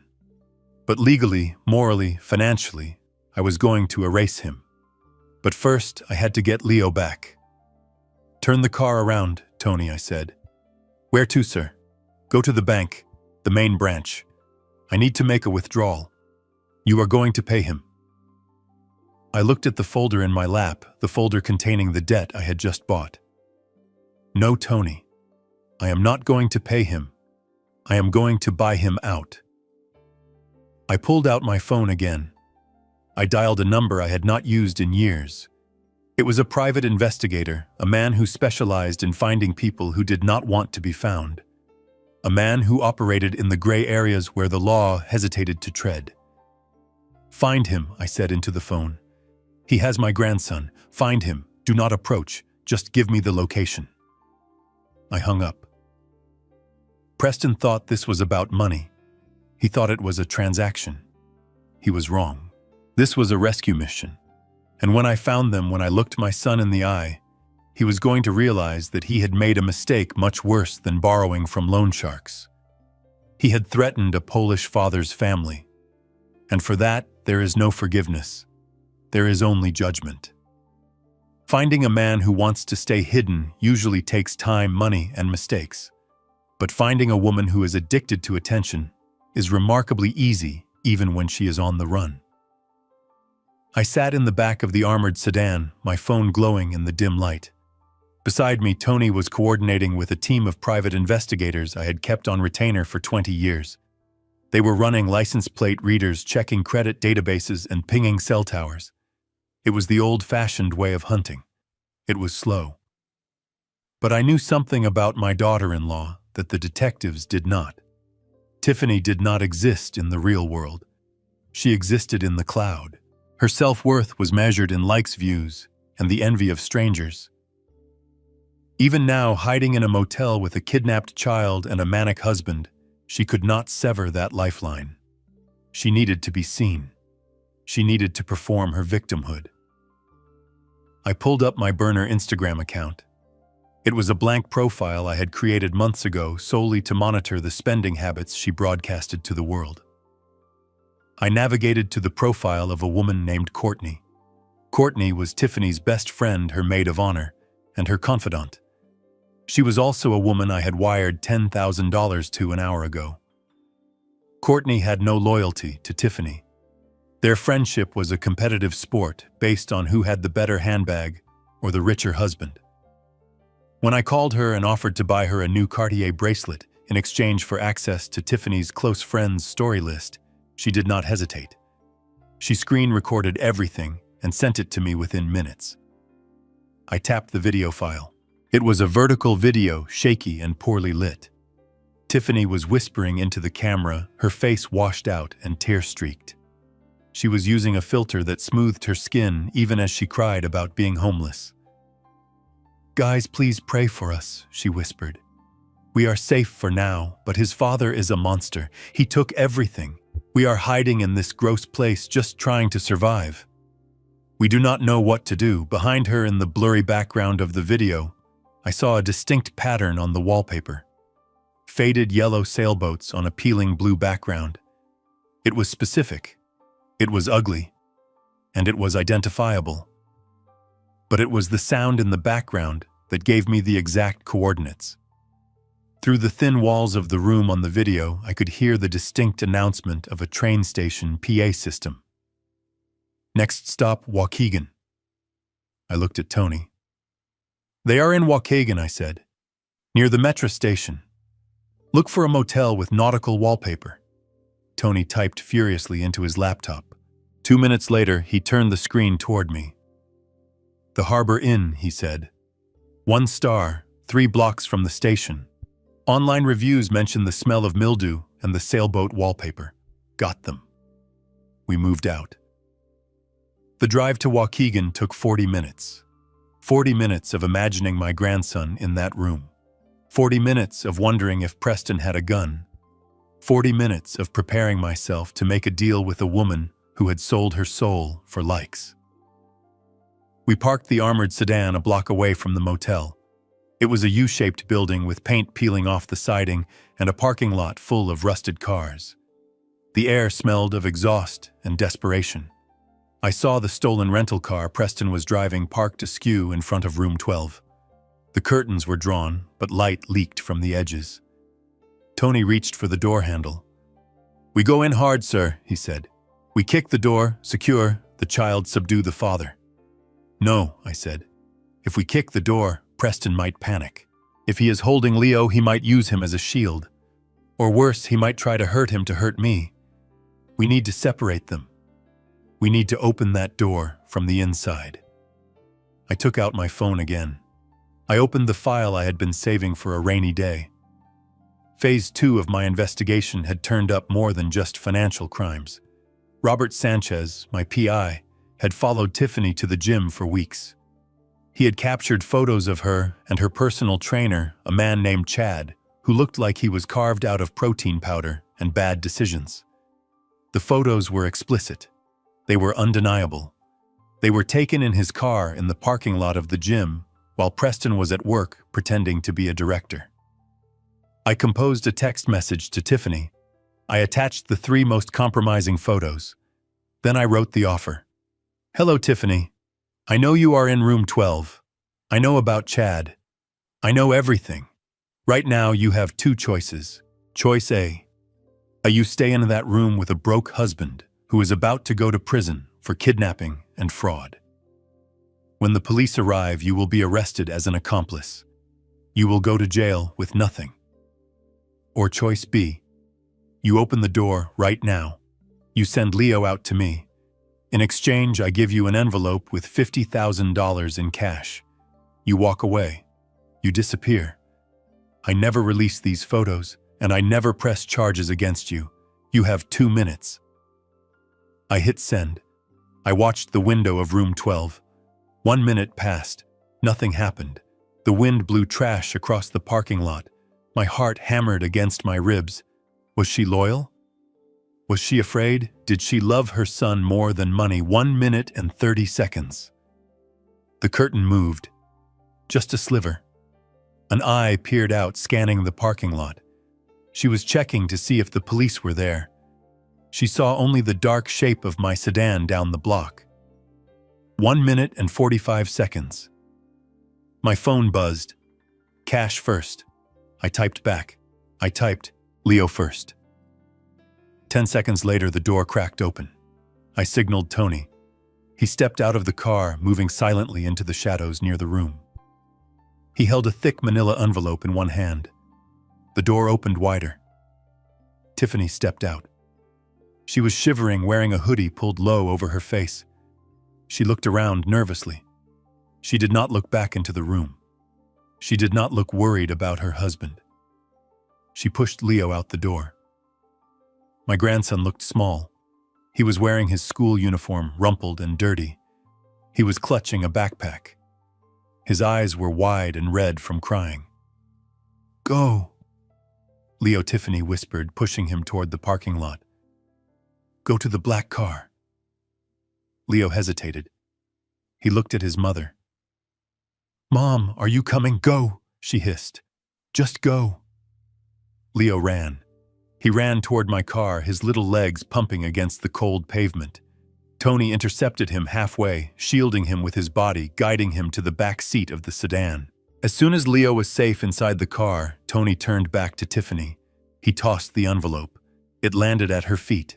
She scrambled for it. She ripped it open, counting the stacks of $100 bills.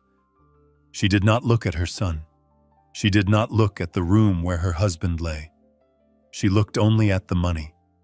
She shoved the envelope into her hoodie, zipped it up, and ran. She ran toward the train station, disappearing into the night without a backward glance. She had sold her family for $50,000, and she thought she got a good deal. I turned to Leo. He was shaking in the back seat. I pulled him into a hug. He smelled of motel soap and fear. "Grandpa," he sobbed, burying his face in my coat. "I want to go home." "You are going home, Leo," I whispered, stroking his hair. "You are safe now. Grandpa has you." I looked up at Tony. "Take him to the safe house," I said. "Get him warm. Get him food. Call Sterling. Tell her we have the boy." "What about you, sir?" Tony asked. I looked at room 12. The door was still slightly ajar. "I have one last piece of business," I said. "Leave me here. Come back for me in 20 minutes. "But sir..." "That is an order, Tony. Go." Tony hesitated, then nodded. He got into the driver's seat and drove Leo away. I stood alone in the parking lot. I walked toward room 12. My footsteps were heavy on the asphalt. I pushed the door open. The room smelled of whiskey and despair. It was a small space cluttered with fast food wrappers and empty bottles. The TV was on muted, casting a blue flickering light over the wreckage. Preston was lying on the bed. He was fully clothed, still wearing the suit he had been fired in. He was passed out face down, one arm hanging off the mattress, his fingers brushing the carpet. An empty bottle of cheap scotch lay on the floor beside him. He had drunk himself into oblivion to escape the reality of what he had done. He had kidnapped his son, threatened his father, and then passed out, leaving the door unlocked and his family unprotected. He was pathetic. I walked over to the bed. I looked down at him. This was my legacy. This was the man I had raised. A man who crumbled at the first sign of adversity. A man who needed a woman to sell him out to save him from himself. I did not feel anger anymore. I felt nothing. The cord was cut. I reached into my pocket. I pulled out the document I had bought from Varkov. The promissory note. The debt. I folded it neatly. I reached into my other pocket and pulled out a small tube of superglue I had bought at a gas station on the way over. I put a dab of glue on the back of the document. I leaned down. I brushed the hair off Preston's forehead. He groaned but did not wake. I pressed the paper onto his forehead. Right in the center. It stuck. It was the notice of debt assignment. The legal document stating that Bernard Kowalski was now the sole holder of his liabilities. I stepped back. He looked like a corpse tagged in a morgue. I took a piece of hotel stationery from the desk and a pen. I wrote a short note. Your wife took $50,000 to leave you. Your son is safe with me. The police know about the kidnapping, but I told them I recovered him. You are not being charged tonight, because I do not want Leo to see his father in handcuffs on the news. But this debt is real, and I will collect. You have nothing left, Preston. No wife, no son, no house, no job, and now no father. I placed the note on the pillow next to his head. I looked around the room one last time. I saw his phone on the nightstand. I picked it up. I dropped it into the toilet bowl in the bathroom. He would wake up alone. He would wake up broke. He would wake up with a piece of paper glued to his face telling him that he was owned. I walked out of the room and closed the door. The latch clicked shut. I stood in the cold, waiting for Tony to return.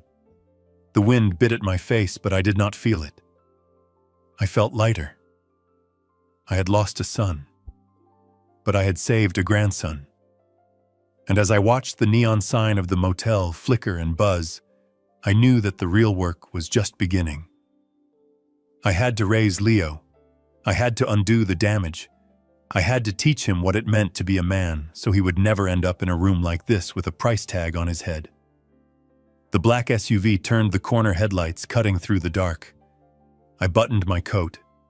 It was time to go home. The blizzard hit Chicago 3 days after I recovered Leo.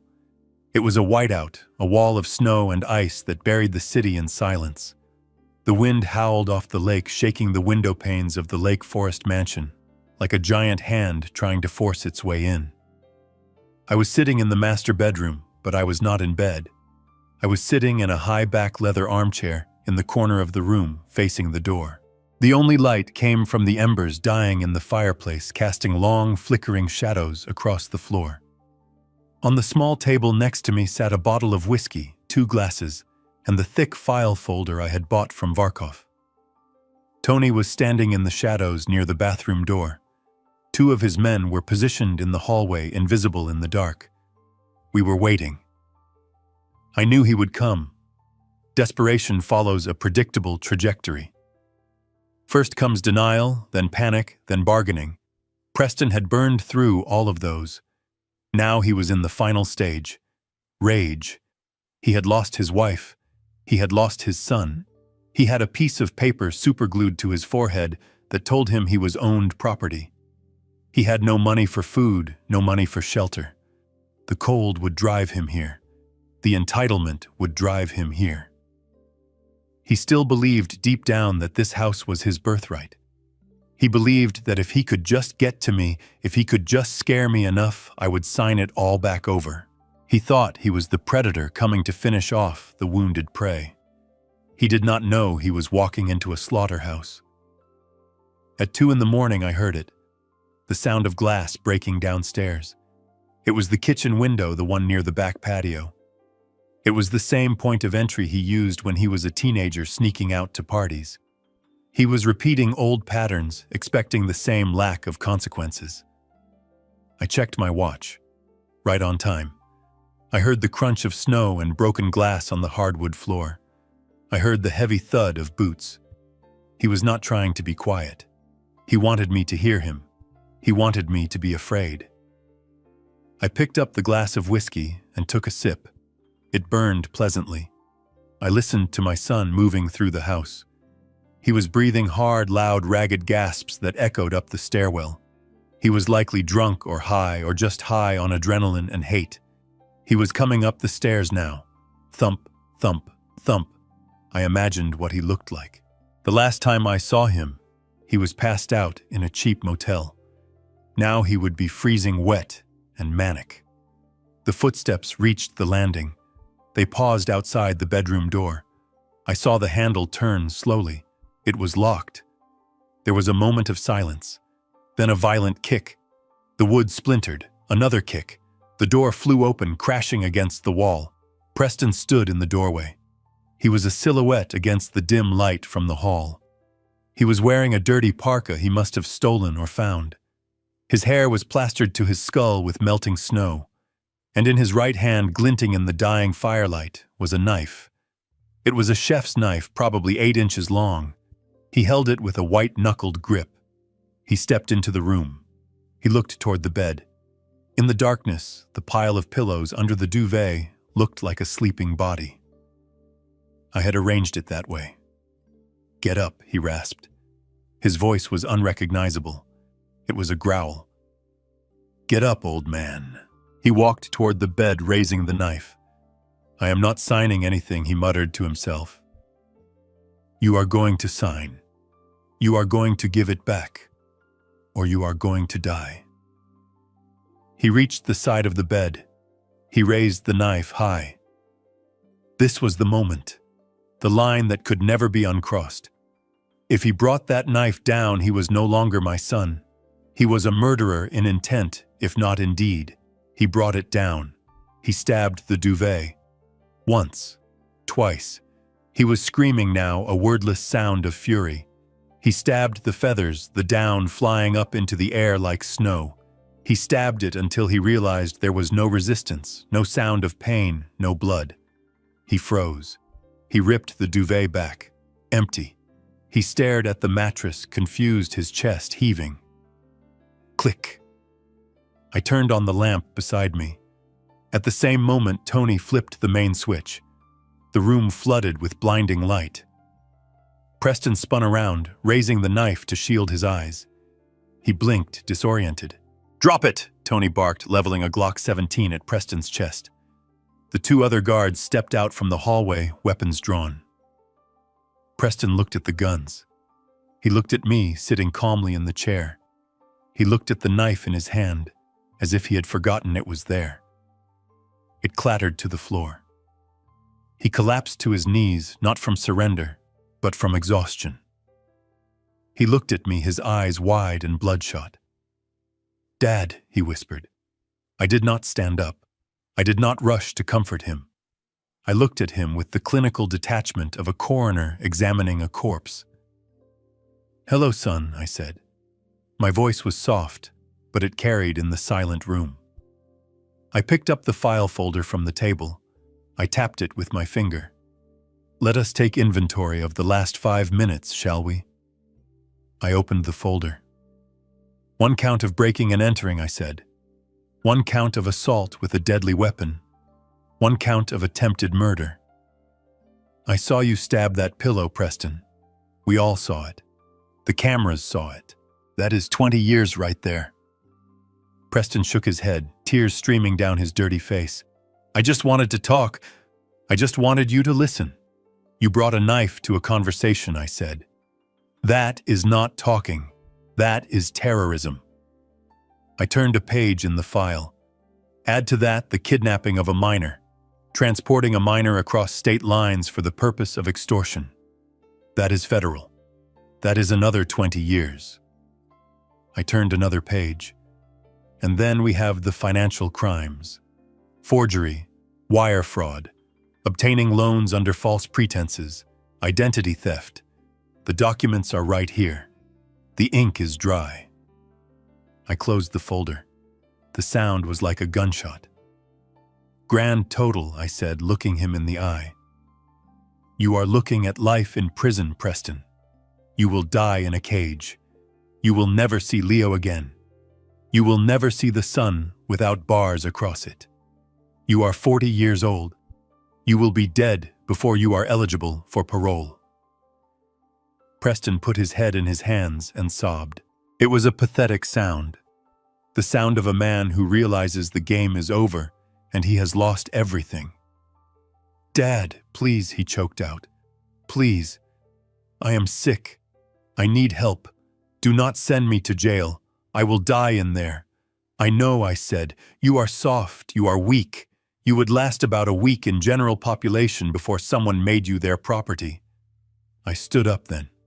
I walked over to him. Tony tensed, ready to shoot, but I waved him down. I stood over my son. He smelled of sweat and old alcohol and fear. "I have a proposition," I said. Preston looked up, hope warring with terror in his eyes. "Anything. Anything, Dad."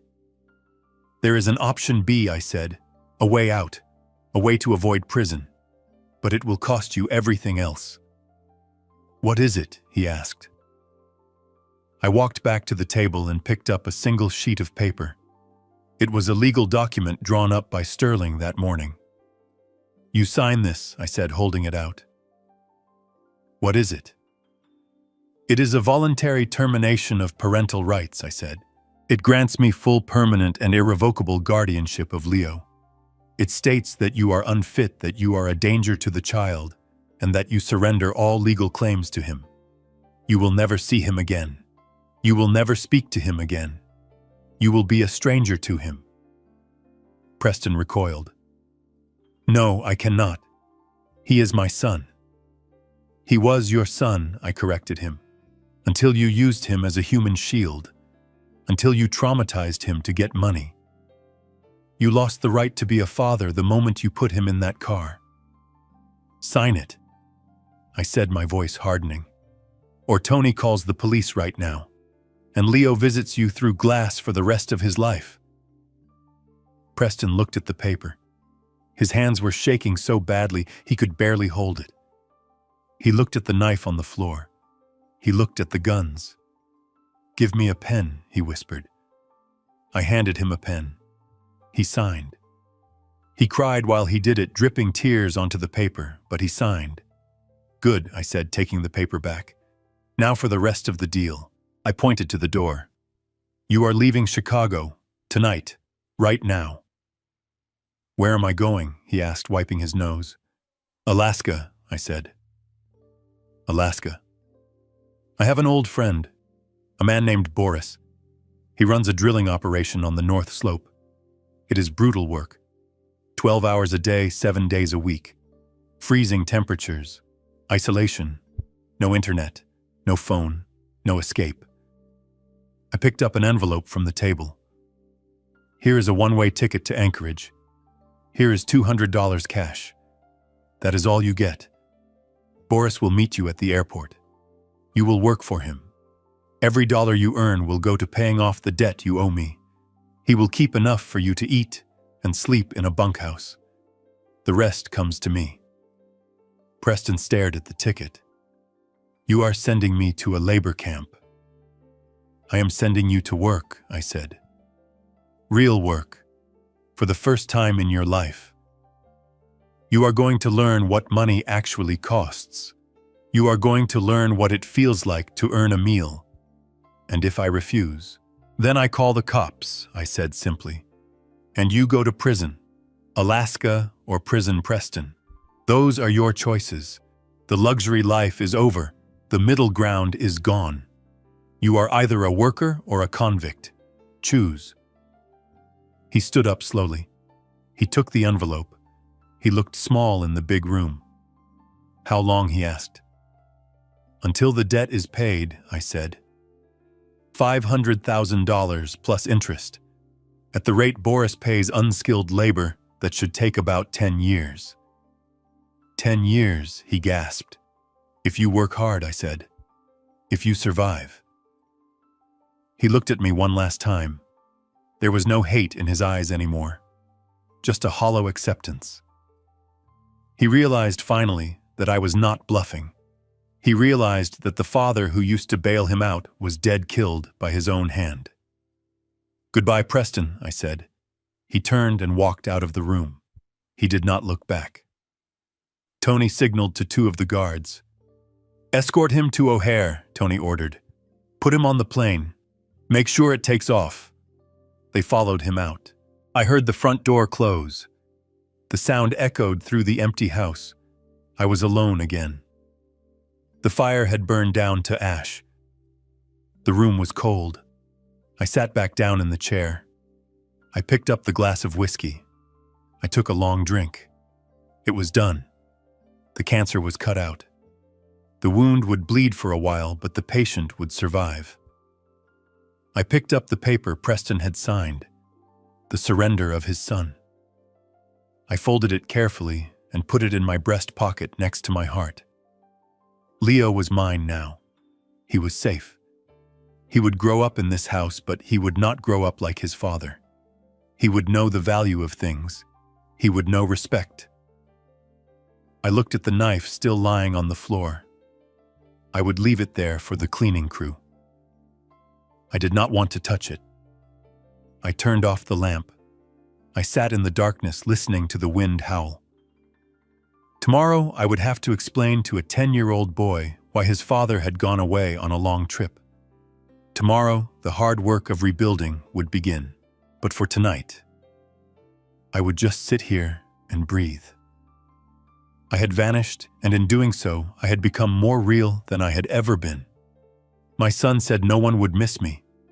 He was right. Because the man he thought I was, the pushover, the ATM, the ghost, never really existed. But the man sitting in this chair, the man who just saved his family by destroying it, that man was very real. And he was not going anywhere. The pen shook in his hand like a divining rod seeking water in a desert, but there was no water here, only ink and consequences. Preston looked at the document one last time. It was not a long document. Mrs. Sterling did not believe in wasting paper. It was a single page that legally severed the branch from the tree. It stated in clear, unfeeling legibility that Preston Kowalski voluntarily relinquished all parental rights and responsibilities regarding Leo Kowalski. It appointed me, Bernard Kowalski, as the sole legal guardian. It was a death certificate for a father who was still breathing. He looked at me, his eyes red and swollen. The arrogance that had defined him for 40 years was gone, scoured away by the terror of prison. He looked at the knife on the floor, then at the warm, safe room around him, and he realized that the only way to stay in the light was to walk into the cold. He signed. The scratching of the pen against the paper was the loudest sound in the world. He signed his name, the real one, not the forgery he had used to steal from me. He pushed the paper across the table, and then he put his head down on the wood and wept. It was not the crying of a victim, it was the crying of a man who had finally hit the bottom of the well and found it made of stone. I took the paper. I checked the signature. It was valid. I signaled to Tony, who stepped forward and witnessed it, stamping it with his notary seal. It was done. Leo was safe. Now for the rest of it, I said, folding the document into my pocket. I handed him the envelope containing the ticket and the contact information for Boris. You leave in 4 hours, I told him. You go to the airport. You get on that plane. You do not speak to anyone. You do not text anyone. Your phone is gone anyway. When you land in Anchorage, a man named Boris will be waiting for you at baggage claim. He is a Russian who owes me his life from a job we did in the 80s. He knows you are coming. He knows who you are, and more importantly, he knows who you are not. You are not a director. You are not a boss. You are a roustabout. Preston wiped his face with his sleeve. What if I run? He whispered. Alaska is a big place, I said. But Boris has a very small circle. If you run, you freeze. If you try to come back to Chicago, Tony will know before you cross state lines. And the deal is void. The police report is filed and you go to prison for the rest of your life. Do you understand? He nodded. I understand. Get up. He stood up. He looked around the room he had broken into, the room where he had tried to kill me. He looked at the family photos on the mantel, photos of a time when we were happy, or at least pretending to be. Can I say goodbye to Leo? He asked, his voice cracking. No, I said firmly. You said goodbye to Leo when you kidnapped him. You said goodbye when you traumatized him. You do not get a movie moment. You get a clean break. It is better for him. He needs to forget the man you were so he can become the man you never could be. We walked out of the house. The storm had broken, but the air was still biting cold. The snow was knee-deep. I did not call a limo. I did not ask Tony to drive. I walked Preston to my old Ford F-150, the truck he hated. The truck, he said, was an embarrassment. Get in. I drove him to O'Hare myself. The highways were empty, plowed lanes cutting through the white landscape. We did not speak. There was nothing left to say. The silence between us was not empty. It was filled with the ghosts of 40 years of mistakes. I thought about the little league games I missed working overtime. I thought about the checks I wrote to cover his grades. I thought about the first car I bought him. I had paved the road to this moment with my own good intentions. We pulled up to the terminal. It was 4 a.m. The airport was waking up. I put the truck in park. I did not turn off the engine. Preston opened the door. The cold air rushed in. He grabbed the small duffel bag Tony had packed for him. Work boots, thermal underwear, a heavy coat, the uniform of his new life. He hesitated 1 foot on the pavement. He looked back at me. I could see the struggle in his face, the desire to say something profound, something that would fix it. But we were past fixing. We were in the demolition phase. I reached into my pocket and pulled out a money clip. I peeled off $200, 4 $50 bills. I held them out. "Here," I said. He took the money. He looked at it. It was less than he used to spend on lunch. "Why?" he asked. "Because you will need to eat before you get to camp," I said. "And because I want you to remember what this feels like. This is charity. This is the last drop of charity you will ever get from me. From now on, you eat what you kill." He nodded slowly. He put the money in his pocket. "Dad," he started. I cut him off. "Do not call me that. Not now. You lost that right. And Preston, listen to me closely. When you get there, do not tell anyone who you are. Do not tell them you are the son of Bernard Kowalski. Do not tell them you came from money. If you do, they will eat you alive. You are nobody. You are a man with a debt to pay. Become that man and maybe one day we can talk. But until then, you are a ghost." He looked at me for a long second. Then he stepped out of the truck. He closed the door. He walked toward the sliding glass doors of the terminal. He did not look back. He merged with the crowd of early morning travelers, and then he was gone. I sat there for a moment, watching the spot where he had vanished. I did not feel sad. I felt a strange sense of alignment. The world was finally in order.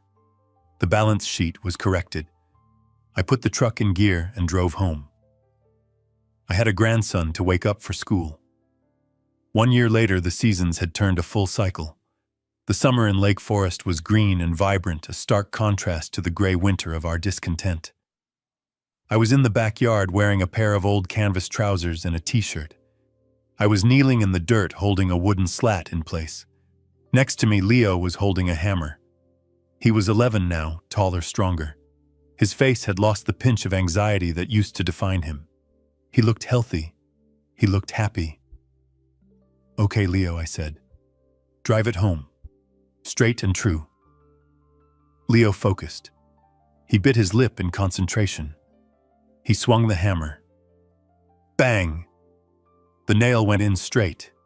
He swung again. Bang! Flush with the wood. "Good job," I said. "That fence is not going anywhere." Leo beamed. He wiped the sweat from his forehead, leaving a streak of dirt. "Thanks, Grandpa. It is hard work." "It is good work," I corrected him. "It is honest work. You build something with your hands, and it stays built. Nobody can take that away from you." He nodded, understanding. We had spent the last year rebuilding not just the house, but his life. He went to a local school. He made friends who liked him for who he was, not what he owned. We cooked dinner together. We fixed things. We talked. He asked about his father sometimes. I told him the truth. I told him his father had gone away to learn how to work. I told him his father was sick with a disease called greed, and he needed a long time to get better. Leo accepted that. He seemed relieved to be out of the chaos. We stood up and admired the fence.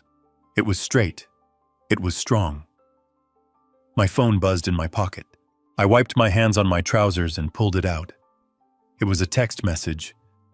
The number was unfamiliar. The area code was from Alaska. I stared at the screen. My heart did a slow, heavy thud in my chest. I opened the message. There was a photo. It was a picture of a hand that was calloused, dirty, scarred with grease under the fingernails. A hand that looked like mine used to look 40 years ago. The hand was holding a stack of cash, $500 in 10s and 20s. Below the photo was a text. Payment 1 of 1,000. Sent to your account via Western Union. This is the first money I ever earned with my hands. It took me 2 weeks of overtime on the rig. My back hurts. My hands bleed. I sleep in a container, but I sleep. I am sending this not because I have to, but because I want to. I know I have a long way to go, but I am starting. I am sorry, Dad, for everything. P. I looked at the screen. I looked at the dirty hand in the photo. It did not look like the soft, manicured hand of the director of sales. It looked like a man's hand. I looked at Leo, who was gathering the tools. "Who is it?" Grandpa Leo asked, seeing me stare at the phone. I hesitated. I looked at the message again. $500.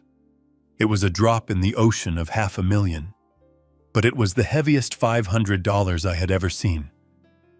It was weight. It was substance. My son had survived the winter. He had survived the labor. He had not run. He had not begged. He had worked. "It is just a friend, Leo," I said, smiling. "A friend who is finally learning how to build a fence." I put the phone back in my pocket. I kept the hand on the wallet inside, feeling the vibration of the message fading, but the warmth remaining. My son was right at that dinner table a year ago. If the old Bernard Kowalski, the enabler, the checkbook, the ghost had disappeared, no one would have missed him. He was useless, but that man was dead. He died the night I walked out into the snow. The man who remained the man, standing in the garden with dirt on his knees, and a grandson who loved him. That man was essential. I picked up the toolbox. "Come on, Leo," I said. "Let us go inside. I think we earned some ice cream." We walked toward the house. The sun was shining. The house was solid. The debt was being paid. I had vanished to save them. And in the silence of my absence, my son had finally found his voice. It was a good trade. Here is the lesson I took from the ashes of my old life. I spent 40 years thinking that providing for my family meant protecting them from struggle, but I was wrong. By shielding my son from the weight of the world, I crippled him. I learned that you cannot buy respect, and you certainly cannot buy character. True love is not about being a safety net. It is about teaching your children how to fly, even if it means letting them fall first. By vanishing, I forced the real men in my family to finally appear. A legacy is not what you leave for someone, it is what you leave in them. If you believe that hard work is the only path to true self-worth, hit that like button and subscribe for more stories of justice, and tell me in the comments, have you ever had to use tough love to save someone you care about?